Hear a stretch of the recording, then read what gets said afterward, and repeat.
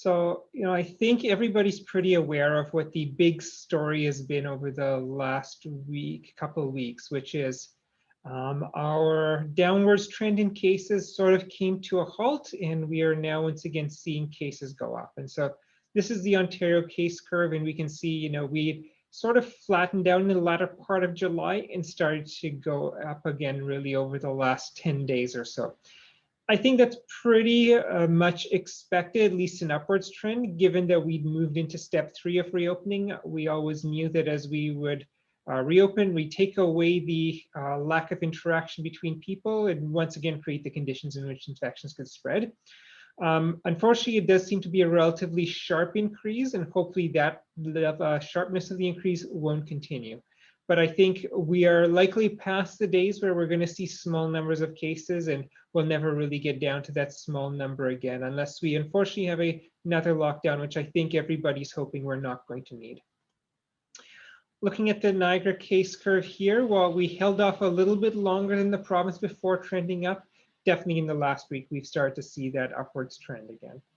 And really, if we take a look across the province here at many different regions, and really starting since mid-July, you can see that really every region has had an upwards trend over that time.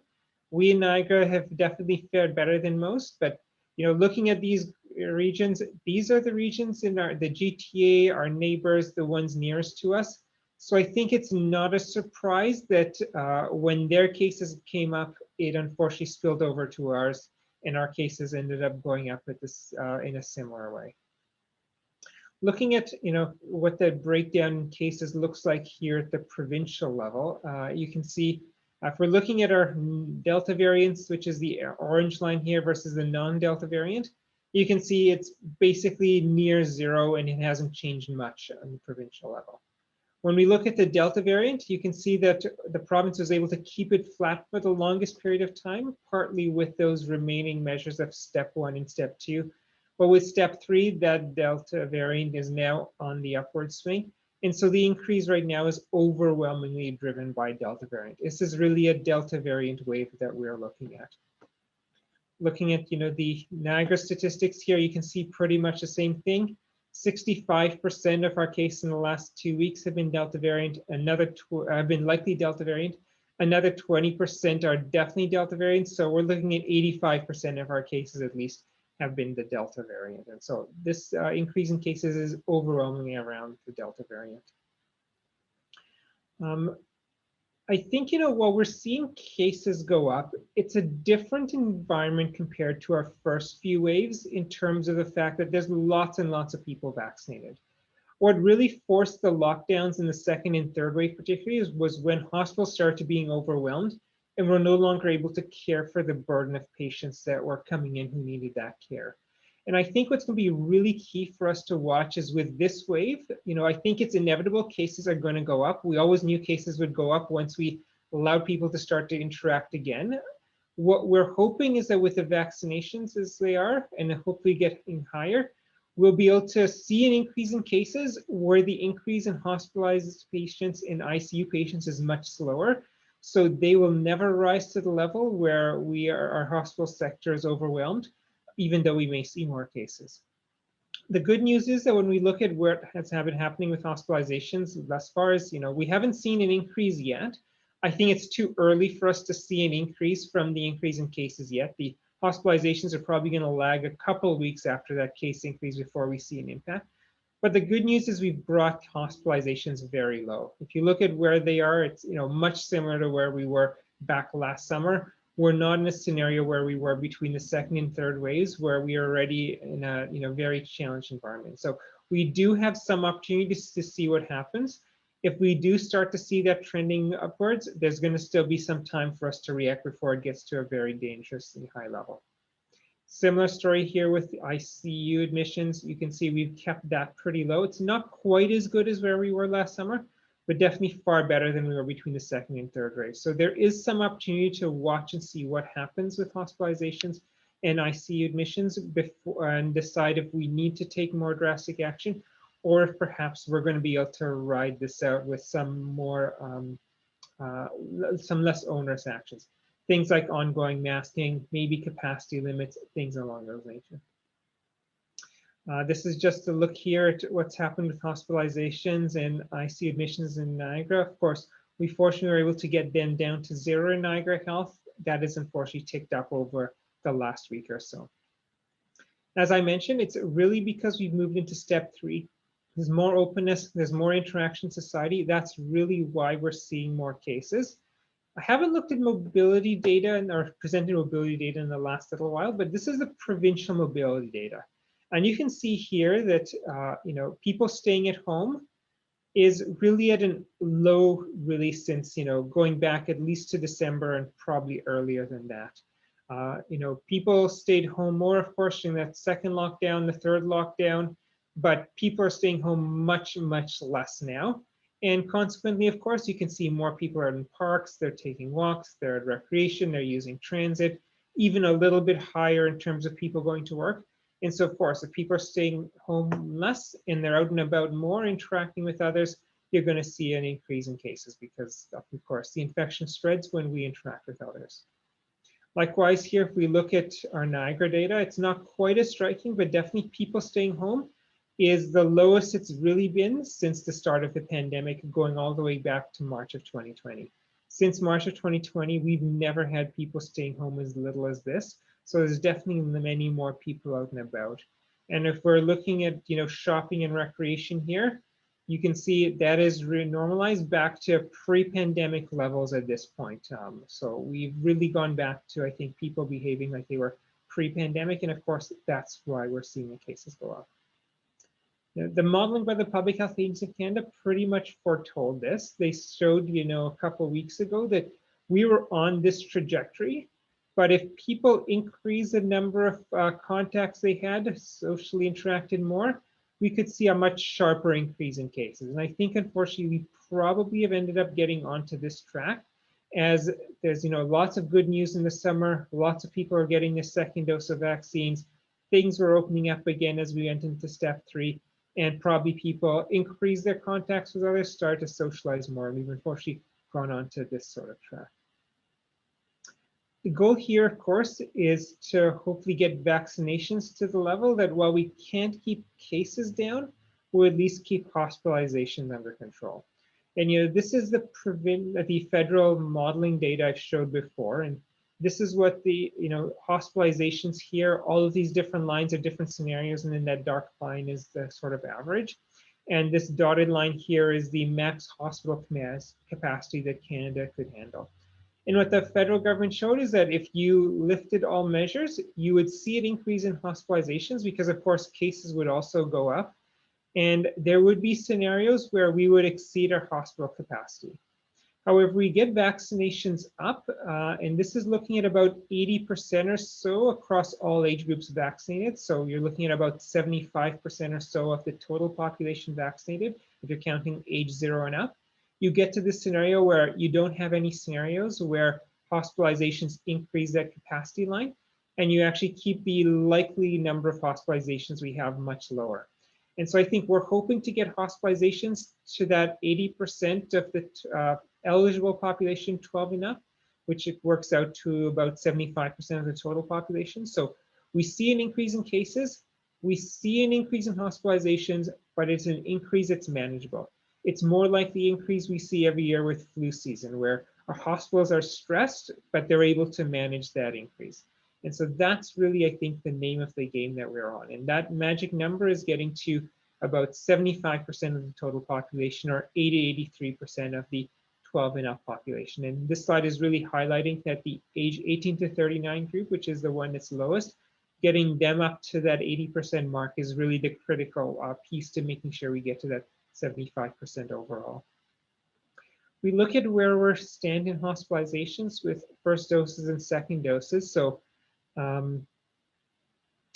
think I've got the wrong number here because we're, of course, higher than 69 for total doses. We're up to 71%, but the 63.5% for second doses is correct here. So, we need to keep moving this upwards and getting up to 75%, or get this eligible population where we're over 80% now. up to 80 to 83%. And of course, that critical group here is that younger age group here, where they're lagging still a little bit from the other age groups in terms of their vaccine uptake. I think sometimes it looks like we're not making a lot of progress here. I last presented this data, of course, 13 days ago when we had the last media briefing. And it's interesting to look at the first doses in that we actually have had 10,000 more first doses between where we were 13 days ago at the last media briefing and now. And so we're definitely making progress. It's not as fast as we used to be able to do, where we'd have several thousand people vaccinated a day. But we're definitely making progress. Over the last 13 days, we'd have 10,000 more people get the first doses. Thousands more people have gotten their second doses. And if we stay the course, we'll hopefully be able to get to the 75% marker that we're shooting for here. Really across the province, I think we're in a similar boat where we're all seeing slow uptake of vaccinations. This is us compared to a bunch of our peer levels. This is sorted from by second dose uptake. And you can see we're pretty close to the provincial average, ahead of places like Peel and Hamilton and Waterloo. Some other areas a little bit above us, but we're all pretty much in a fairly similar trajectory right now. And so, the game where I think we're trying across the province is to keep trying to raise these numbers from the 70 to 75 and getting everybody for the second doses back. I mentioned, this is really going to be about getting the vaccination numbers up so that we don't see hospitals overwhelmed. And I just want to quickly compare how we're doing in Ontario with three other countries, the UK, US, and Israel. UK and Israel, of course, are countries that have very good vaccination uptake. US has been lagging a bit. Unfortunately, there's a lot of vaccine hesitancy, particularly in red states there. And if we take a look at what's been happening there, of course, we know the UK, famously reopened. They saw the spike in cases. There was a period where it started to go back down, and many of us cautioned that this might just be a temporary decrease linked to the end of the Euro 2021 soccer or football tournament, the ending of the school year, etc. So there'd be a drop, but there might come back up after that. And I think, unfortunately, that is what we've seen, where it is a bit of a temporary drop, where it probably had spiked higher because of some of those football parties and the like. And it's normalized back down, but there's definitely still an upwards trend going on. And so the fourth wave continues. If we look here at the US, of course, they're seeing cases going up. Israel, likewise, seen a very sharp increase as well. Here in Ontario, of course, we have just started to see our increase. So we've gone nowhere near some of these other countries yet in terms of our increase. But I think what's notable now is to look at what's happening with hospitals. And of course, UK and Israel, they're having these high cases, but also a very good vaccination uptake, much more, very similar to what we have in Ontario. We're a little ahead of them, but they're very similar. US, of course, not quite as good. And what do these case increases look like when we take a look at hospitalizations? And so this here is, the UK hospitalizations, where it's gone up, but it's sort of flatlined. And that's probably a reflection that this is around when cases start to come down a little bit for a bit. And so they've kind of held the line there. The US, which does not have as high vaccine uptake, of course, has seen a much higher increase in terms of the population hospitalized. Israel, they're seeing an increase in hospitalizations, but I showed you on the previous graph that they had far exceeded the US in terms of cases, but they're not exceeding the US in terms of hospitalizations. They're maybe halfway where the US is. And I think that reflects Israel has a higher number of vaccinations, and so they are better prepared to handle that wave. And then, of course, this is here at us in Ontario, where we haven't really started to see the hospitalizations increase yet. And so there's hopefully some good signs here that with vaccine uptake more similar to the UK and Israel, maybe even a touch higher, we're hopefully going to see a hospitalization increase more similar to what they have. And of course, we haven't started to see our increase. We still have a few more weeks before we get there. And hopefully with those few weeks, we get vaccinations up even higher.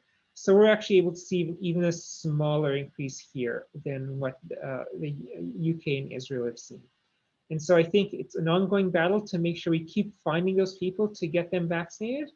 It's not going super fast, but it's definitely still moving forward. And hope, I think there's hopeful signs of what this fourth wave is going to look like as a result. With that, I'll stop and turn it over for questions. Thanks. So first off, Don has let us know he doesn't have any questions this week. So next we have Richard, and you should be able to unmute. Hi, everybody. Actually, I don't have any questions. That was I pretty much answered all my questions there. Thank you. Thanks. Okay, next up, I believe CHCH, you might have somebody on the line to ask a question. Yes, hi there. Good afternoon. It's Taz Boger from CHCH. First question, the province announcing today that public health units and publicly funded school boards will host vaccination clinics in or nearby schools to try to continue to fight COVID-19. Can you confirm Niagara public and Catholic school boards will participate? And do you have a number of how many will take part? Don't have a number of how many students or teachers or staff we would see, but we're definitely going to be doing some vaccine clinics all next week in schools. Okay, can you, I was more interested in school, the number of schools. Can we keep to even, just so we can quantify this somewhat? Let me get back to you with the exact number. The number has been in flux a little bit. We are trying to do 1 to 2 schools a day. So, it's going to be in the 7 to 14 range, but we'll get back to you with an exact number. Okay, a follow-up question, if I may. Do you, Dr. Heer, do you think that this strategy in schools is enough to ensure a safe return for students? Or do you believe the province should mandate staff to be fully vaccinated before they return to school? It's hard to say exactly what we're going to see. Definitely, I think schools are going to be an environment where we do see probably a fair number of outbreaks this coming year, especially in elementary school where you're not going to have a student population who's vaccinated. I think it's only going to be with time we're going to see how safe we're able to keep schools. Of course, last year with all the different measures we had in place, masking, spacing children apart, having them in cohorts, dismissing cohorts where there are infections, we were able to limit infections in school and really keep schools open until waves really got out of control. This year, we're doing all of that. We also have vaccinations of students, at least those 12 and up, vaccinations of teachers and staff, where we had very good uptake early on, really back in April when we started to vaccinate that group. As well, there's been lots of investment made to improve ventilation in schools. And I think we're only going to know once the school year starts whether that bundle of things is going to be enough to keep cases pretty low in schools or not. So you may at some point be in favor of mandating staff to be vaccinated? Yeah, I think it's certainly something we would consider. I don't want to say one way or the other until we've actually see how things are going. Obviously, the most important thing right now is for everybody to get vaccinated voluntarily if they haven't yet done so. I've just shown you the numbers in terms of cases going up. We're definitely into a fourth wave. Your best way of staying safe through this fourth wave is being vaccinated. Thank you. Thanks. Okay, next up we have Gord. You should be able to unmute now. Okay, hi, thanks. Sorry, Gord, you muted yourself. Can you hear me now? Yeah, that's better. Okay. You started off and then suddenly you muted. Oh, okay, sorry. You've currently got about 1 in 5 of the active cases involve people under 20, which, going on memory, I think sounds higher than normal. Also, when you look at vaccine uptake, still is lowest in the 12 to 17 group. Are you finding still many parents hesitant about getting their kids vaccinated because they're kids, because of their age? It's hard to say because we don't have as much interaction with people who are not getting their kids vaccinated as those who do. Of course, the ones who do are coming to clinics. We definitely are hearing anecdotally that there are some parents worried about the safety of vaccines, unsure about these as new vaccines, and so holding off. The other thing we're seeing in our clinics, though, is lots of parents have held off for a few weeks or months and have now decided that, yeah, we've seen lots of children get vaccinated and things are going well for them and we're seeing cases go up and we want to make sure our kids are safe when they go back to schools. And so there's definitely some hesitant parents out there, but there's also some parents who are with time getting past that hesitancy and starting to bring their children in for vaccinations. And we hope that definitely continues. I think you're seeing a higher number of infections amongst that age group because that's where the people aren't vaccinated. You're not going to see as many infections in older age groups where people are vaccinated and where they already have protection. And so, if you say have, 20 cases in Niagara, before that 20 cases might be distributed across all age groups because all age groups were equally susceptible. Now the 20 cases is going to be concentrated in the younger age group and in the unvaccinated people, because the older age groups where they're mostly vaccinated are just going to have immunity from vaccine. And a follow-up? And you touched on a little bit on lockdowns, the possibility of lockdowns a few minutes ago. Should businesses, especially restaurants, worried about in-person dining, if they see these cases rise, should they be maybe not so nervous that there's going to be more lockdowns, more patio-only service because of the rising cases? I think there's some reason to be cautiously hopeful that we have relatively high vaccinations. We're getting vaccinations up, and we're getting closer to that 75% mark where the Public Health Agency of Canada's modeling says we wouldn't need to worry about a lockdown. That being said, I think a model is really an educated guess. It's not perfect. I think there should probably be some level of hesitancy that something could go wrong. Let's be hopeful it doesn't, and do everything we can to make sure it doesn't, which of course means that if you're a restaurant owner, make sure you encourage and support all of your staff to get vaccinated. If you support and encourage that, I think you'll get better uptake. Continue to make sure you practice all of the other safety measures, space tables apart, keep windows, doors, maximize ventilation indoors, have as many people dining outside as possible. Make sure all your staff are wearing masks, wearing their eye covering. Try to encourage patrons as well to continue wearing those masks until they actually are served their food and need to take it off. Keep doing all of those things, and hopefully if we do all of that, we're going to be able to avoid a lockdown. So I'm cautiously optimistic, but I don't think there's any guarantees. Thanks. Okay, next, Abby has let us know that she doesn't have any questions. So up next is Penny. You should be able to unmute now. Hey, thank you. So much of the conversation today is around vaccination passports, about staff in certain professions having to be vaccinated, about having to be vaccinated to enter certain events. I realize those discussions are happening on a federal and a provincial level, but I'm wondering if public health units across the province have any role to play in that at all, either by offering opinions, or even are there any measures that regional public health units can take in that direction? Yeah, I think we definitely have a role to give our input to the provincial government or even federal government if they certainly come and ask us. I think there could be an opportunity to put in place Section 22 orders requiring vaccination. I think, of course, we would need to meet a certain legal burden before we do that, to see that it was necessary to prevent outbreaks and prevent, I think, really serious infections from occurring.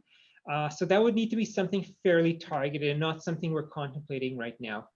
I think we may get to the stage where vaccinations are going to need to be required, especially if we do see cases go up, along with hospitalizations, when you start to see the scenario where we might be facing another lockdown. I think once we're seeing that kind of scenario, I think it starts to make a lot of sense that perhaps you require vaccinations to avoid needing to go down that road. I do think, though, there's more time that we need to spend doing voluntary work to get people vaccinated. We're getting success, getting hundreds more people vaccinated every day. We're seeing those vaccination numbers going up. I think there's lots of people who are low income. They might be newcomers, not speak English, have trouble navigating the healthcare system, not have transportation. We have lots of barriers to getting vaccinated. And I do worry about a requirement for people to be vaccinated actually hurts this group who's already marginalized in society somewhat. And I think we should be mindful of that, to make sure we've done more work, to make sure we've allowed this group to get vaccines, equal opportunity to get vaccines really to the rest of the population before we go down the road of mandating anything. And a follow-up? Dr. Hergy, do you get many business owners or people in the community who are in favor of vaccination passports of some kind? Do you get many people saying, what can we do? Can we tell our staff they have to be vaccinated? Can we ask people who are coming to our place of business if they're vaccinated? Do you hear that concern from the community? We haven't really heard it directly. Definitely in media reporting, though, we've seen different stories of different business owners who favor that. And if you look at public polling, there's quite strong support for it. You know, drawing a distinction between a vaccine requirement or mandate versus a vaccine passport, I do think it probably makes sense for the province to begin work putting together a vaccine passport. That passport would provide a credential that would be, you know, recognized by everybody as your proof of vaccination. I think that would be good prep work in case there's a requirement come, you know, in the future that we need to require vaccinations amongst the public. As well, if there are businesses who do see that they are particularly high risk, you know, we've seen universities, for example, that do go forward and require vaccinations, this actually gives the proof of vaccinations that everybody would be able to use. So I think it makes a lot of sense to start developing those vaccine passports, so we're ready for the, you know, scenario where we might need to require vaccinations down the road. And definitely there is a lot of, you know, support, I think, in the public. So I do think it's a very possible that we might see that coming down the road. Okay, thank you. And up next we have Richard. You should be able to unmute. Yeah, I'm just I'm wondering with the elections announced for September 20th, what should our, I guess, candidates be taking into account when they're planning, you know, rallies and then part two would be, I guess, you know, what are the risks associated with you know, having an election as cases are going up and all that? Yeah, you know, I think when elections come, there's often some in-person campaigning, and that of course creates the risk of social interaction and infection spreading. So my advice first off would be every candidate really should get vaccinated, as well as their staff and their volunteers. If they're going to be out and about campaigning, I think it's really important they've done what they can do to protect themselves, but of course, protect the people that they're going to be interacting with, their potential voters, so they're not spreading infection to their potential voters. I think, you know, when you go door knocking, that can be done relatively safely, where you knock on the door, you take a few steps back, you make sure you're 2 meters apart, the conversation happens on the doorstep where it's outdoors. That's not really an issue. I do worry more about campaign events where you have, you know, a gathering where you have lots of people. I would, you know, definitely encourage that to try and minimize those kinds of events. You know, a lot of events, particularly by national leaders, are maybe more about the media coverage. So maybe try to do events where you don't actually have the crowd there and you actually just have the media, you know, visuals. For, you know, local candidates who are doing campaigning, of course, they're going to have much smaller gatherings. Really important to try and do everything to minimize the risk from those. So of course, try and have those events outdoors. We're fortunately still in the time of year when there's good weather, so hopefully that's doable. Space everybody 2 meters apart, get everybody to wear masks, take all of those usual precautions. It's going to limit the spread of infection. Hopefully, if we do all of that, we can see and, you know, pretty limited spread from this election.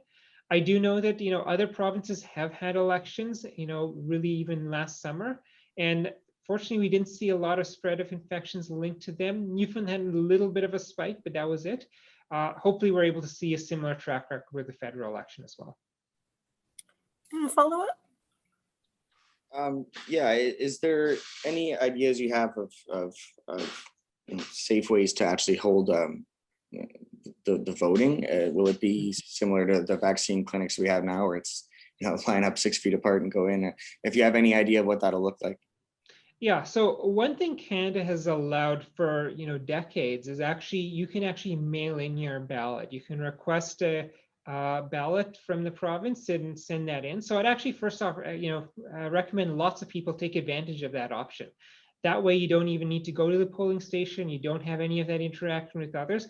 And that, of course, makes it safest because you submit your ballot from home. You just need to make sure you made a decision about a week before the election so you can mail that off in time. If you're not choosing to do that, I think, of course, going in person, you want to make sure you take the usual precautions. You know, hopefully Elections Canada can put out some advice on what are times of day where they've generally seen lower numbers of people coming in to vote. And so maybe those are times of day are better to go into vote. So, first thing in the morning, I think tends to be fairly popular. So maybe later in the day where there's less of a crowd is going to keep things safer. Of course, as you say, space people apart, maybe only have a small number of people actually let into the polling station at any one point. So you minimize the crowding, space everybody appropriately apart there. Have, sanitation of the area where you're filling out your ballot, et cetera, to make sure that there's limited opportunity for infection spread. As well, I think hopefully people could maybe taking advantage of some of the early voting days. If for people who normally are going to be absent on election day or unable to vote on election day, they can usually vote, on certain days earlier. Maybe that can be actually opened up. So you have less of a crowd showing up on election day and spreading out those people onto other days as well. So I think there's a few different things that can happen. Ultimately, it's going to be up to Elections Canada, who runs the election, to take the lead on those, but those would be some ideas I'd have. Awesome, thank you. Thanks. We do have some time left. So if anybody has any second questions, if you want to just let me know in the chat and we can unmute you.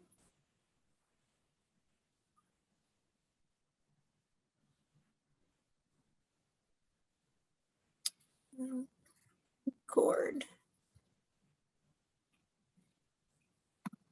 Should be able to unmute now. Okay, thanks. We've already had one candidate for a mainstream party actually in Niagara wonder why the government isn't using more therapeutics like ivermectin to treat COVID. Are you worried that an election gives a platform to some of these groups that are spreading misinformation like that, like the People's Party as well? That's a question I think better directed to others and political pundits who maybe have a better sense of what candidates are out there thinking. We don't have a lot of experience seeing what an election is right at a national level here in Canada, so it's hard for me to really take past experience and predict what may happen. Certainly hope that everybody and all parties stick to all candidates stick to the science and continue to profess that, as well as profess the caution necessary during this fourth wave, as well as the importance of getting vaccinated. Because I think when we all speak with one voice, that hopefully creates the unity and make sure people go out and do that. Thanks. I'm not seeing anybody else in the chat. So I guess we will end things here. If you do come up with any other follow-up questions, feel free to email Meredith, Carrie, or myself, and we will get a response back to you. And thank you all for coming.